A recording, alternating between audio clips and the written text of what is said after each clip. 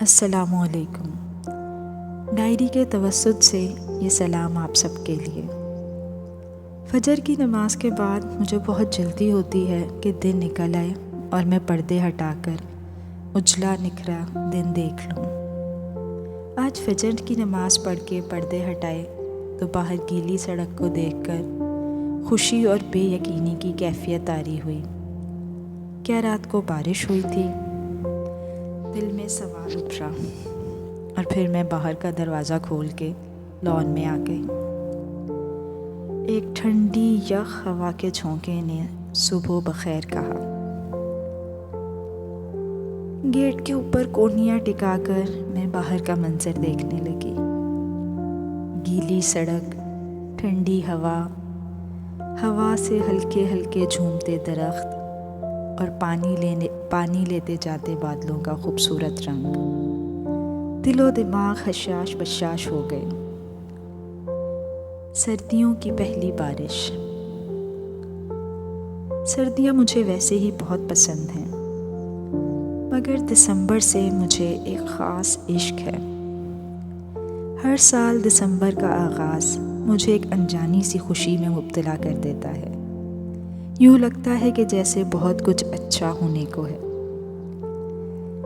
دسمبر کی پہلی تاریخ کو دیکھنا بھی مجھے بہت اچھا لگتا ہے، جیسے اپنی سالگرہ کے دن مجھے اخبار میں تاریخ دیکھنا اچھا لگتا تھا، جیسے اخبار والوں نے میری سالگرہ کے اہتمام میں ہی تاریخ لکھی ہو۔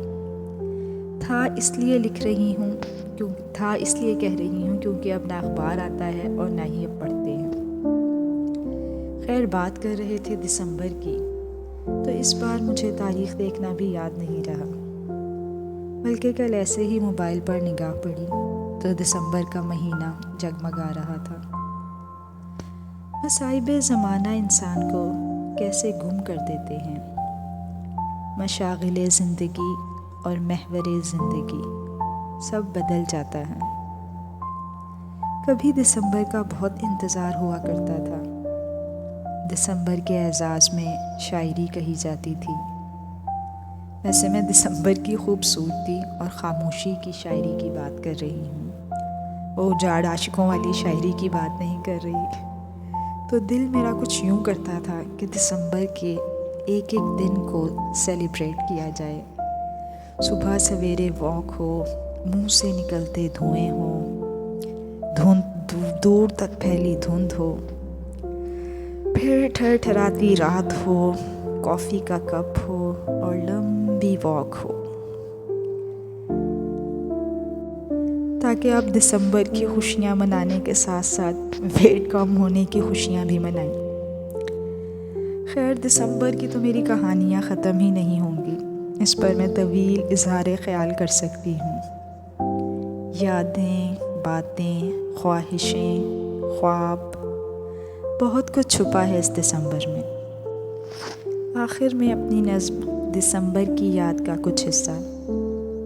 کالج لائف کی خوبصورت دھند سے بھری سردیوں اور اپنی پیاری دوست مدیحہ کے نام۔ دیکھو تو آج پھر سے وہی حسین منظر ہے، بہت سے لوگ اس میں جچ رہے ہیں۔ وہی خاموش سی اداس سردی ہے، وہی تنہا اور سونے درخت بھی ہیں۔ خزاں کے ستم رسیدہ یہاں وہاں بکھرے ہوئے ہیں، سبھی کچھ بالکل ویسا ہے، مگر آج اس حسین منظر میں میرے لیے کچھ دم نہیں ہے۔ جانتی ہو کیوں؟ ہاں، کیونکہ اس سارے منظر میں آج کہیں بھی ہم نہیں ہیں۔ ایک خوبصورت اور روشن صبح کی امید کے ساتھ، شب بخیر۔